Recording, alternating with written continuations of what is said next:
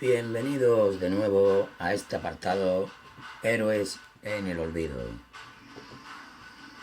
Hoy de nuevo retrocederemos en el tiempo para irnos a épocas de conquistas, a épocas de feroces y sangrientas batallas, a tiempos de héroes. Héroes que por desgracia fueron olvidados y algunos de ellos también traicionados. Hoy en este nuestro viaje recuperaremos la figura de don Vasco Núñez de Balboa, descubridor del Océano Pacífico y conquistador.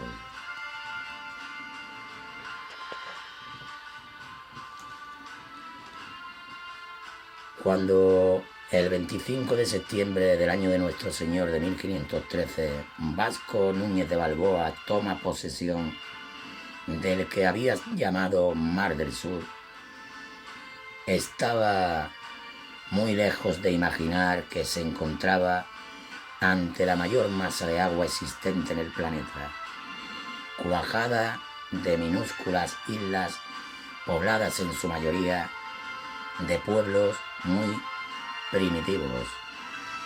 Acababa de descubrir el Océano Pacífico, siendo el primer europeo en avistarlo.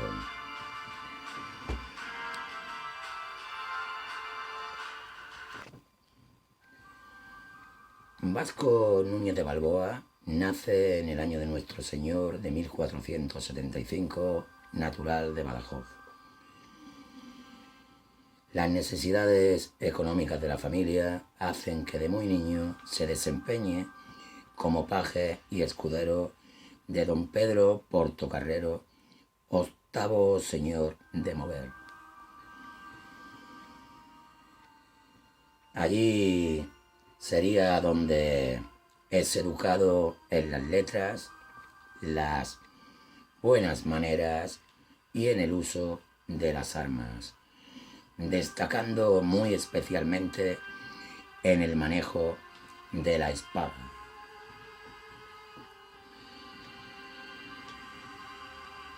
Los reyes católicos habían quitado el monopolio a Cristóbal Colón y estaban dando licencias para todo aquel que quisiera arriesgar su capital y coger fama y fortuna en el nuevo mundo. Uno de ellos sería el sevillano Rodrigo de Bastidas. Y en esa expedición de Bastidas se une Vasco Núñez de Balboa.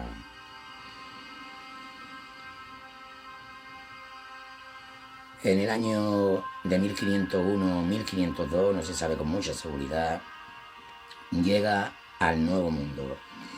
Se supone que Núñez de Balboa participó en alguna conquista, ya que recibe unas tierras en las cercanías de Santo Domingo, donde se establece como colono.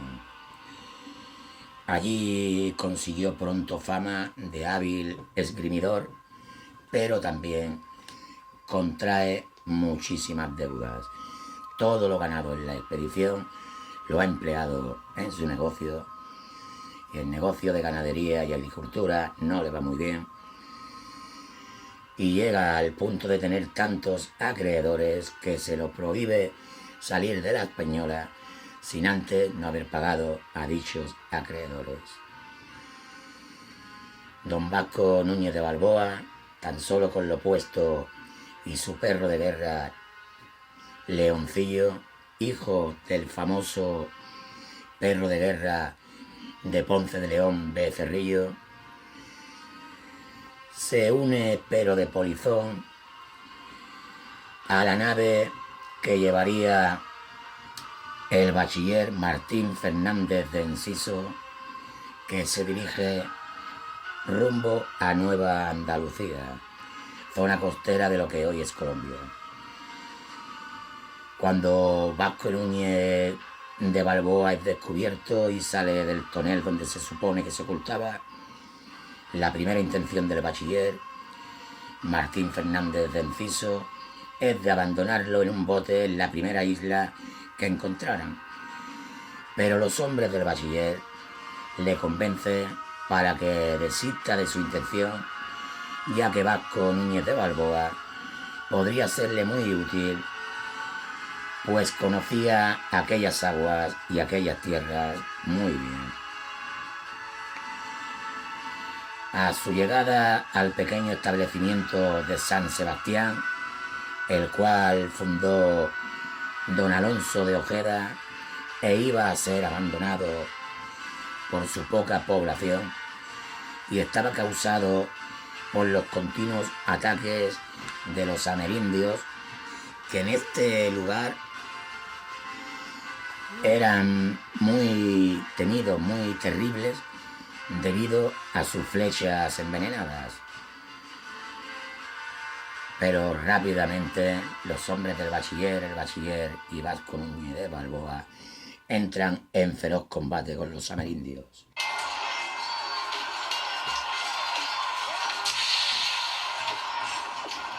El combate es brutal. Los hombres del bachiller los ha dispuesto de forma en que lo encabezan los arcabuceros, los lanceros, los ballesteros y su poderosa caballería con sus largas lanzas. Los hombres del bachiller quedan completamente sorprendidos y asombrados ante el valor y el manejo de la espada y la forma de combatir de Núñez de Balboa. Una vez soltada su jauría de perro, los indios les tenían más que al diablo, ya que el perro más grande que habían visto se puede decir que es como un chihuahua o un caniche, y al ver los perros de guerra españoles, perros que eran mastines leoneses, grandanés o dobos cruzados con mastín, con su brillante armadura, tenían más miedo que a los propios soldados españoles. Por lo que Vasco Núñez de Balboa pronto se hace dueño de la situación y vence a los indios y propone unas medidas las cuales son aceptadas por todos aquellos hombres. Se trata de trasladar el campamento al margen izquierdo del Golfo de Urabá, donde al menos allí los indios no emponzoñaban la flecha de aquel terrible veneno. A aquella tierra las llamaban Castilla del Oro.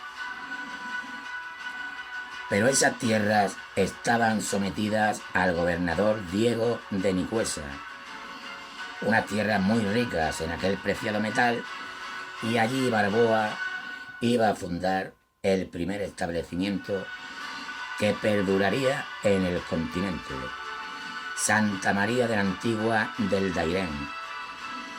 Al conocer el señor Nicuesta aquella intromisión de Balboa, quiso de inmediato castigar a los acaudillados por Balboa, por lo que tendrían que entrar en conflicto.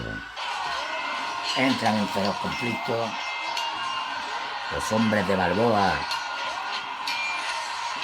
están luchando ferozmente cuando Balboa, en un alarde de destreza y anticipación, logra capturar al iracundo caballero.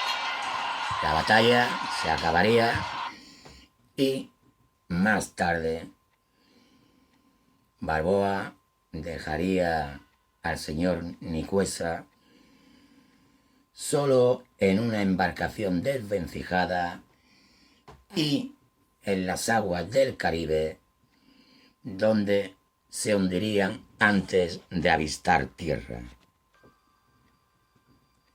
Aquella genial hazaña hizo que el virrey don Diego Colón, máxima autoridad en el Nuevo Mundo, le nombrase gobernador interino del Dairén.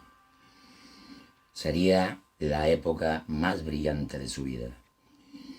Y desde Santa María de la Antigua iría incorporando todo el territorio circundante por medio de las armas y los pactos con los indígenas.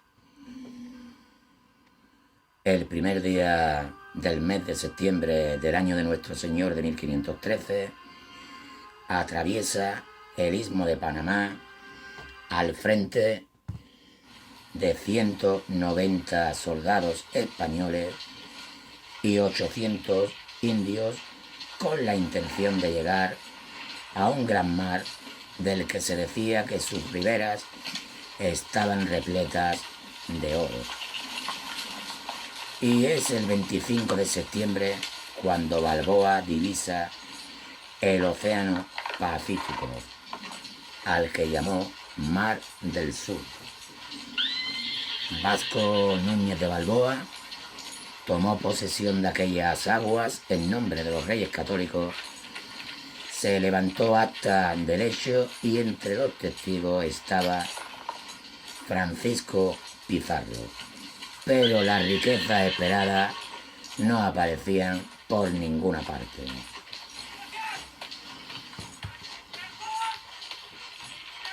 Sería al año siguiente Fernando el Católico envió como gobernador del Dairén a Pedro Arias de Ávila, conocido como Pedrarias de Ávila, un militar de áspero trato. Y al mismo tiempo también nombra a Núñez de Balboa, adelantado de los mares del sur y gobernador de Panamá y Coiba. Pero ya desde el principio no se llevaron bien.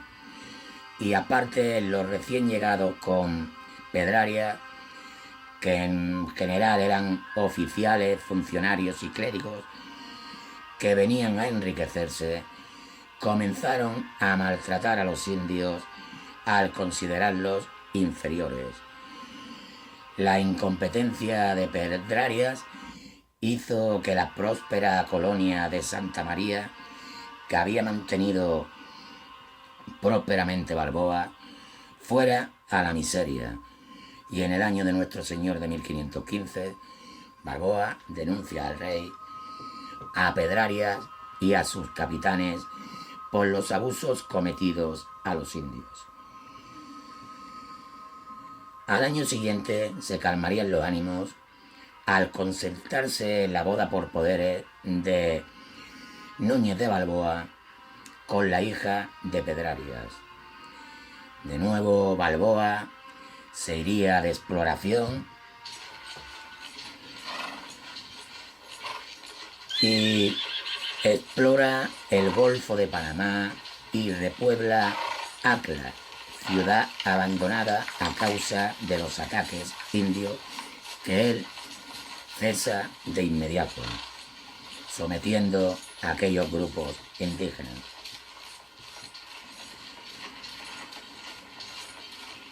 En el año de Nuestro Señor de 1516, Lope de Sosa sustituye como gobernador a Pedrarias, cuya fama de cruel e inepto habían llegado a la península por las denuncias de Balboa. Pero al final Balboa, quiso apoyar a su suegro, a Pedrarias, y regresó a Acla, ya que en caso de que fuera llamado a declarar a favor de su suegro. Pero Pedrarias, que no conocía las intenciones de Vasco Núñez de Balboa, y tenebroso de que Balboa declarara en su contra, lo hizo detener por su amigo Francisco Pizarro, acusándolo de conspiración contra la corona. Tras un juicio sumarísimo, es sentenciado a muerte.